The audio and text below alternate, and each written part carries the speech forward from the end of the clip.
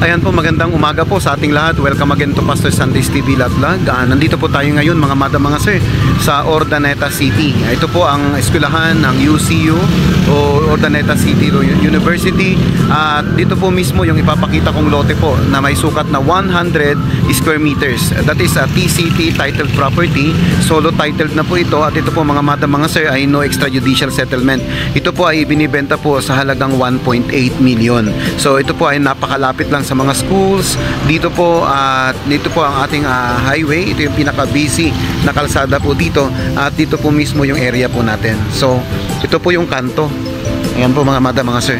So kung titingnan po natin, meron na po tayo ditong right of way na patungo po doon mismo sa property.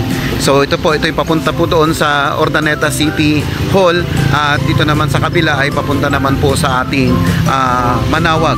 So ito naman po yung area. So ito po yung kalsada po niya patungo po sa property, at ito po mismo yung property mga madam, mga sir. So ito po madam 1.8 million. Okay. So that is negotiable upon viewing. So ito na po mismo, ito po mismo yung ating area. So 100 square meters po ito. Bakanting lote po ito madam, mga sir. Yan, binibenta na po ng kumpare ko. Kasi yung kumpare ko talaga gusto na po talaga niya maibenta po ito. At para nandun po.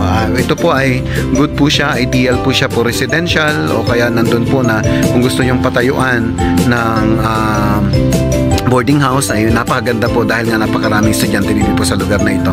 Kaya yan po mga madam, mga sir, that is 100 square meters more or less. That is TCT title property, tax updated po ito, no extrajudicial, at napakalapit lamang po sa ating cities. So yan po mga madam, mga sir, magandang umaga po, mabuhay po kayo, and God bless you po. Thank you.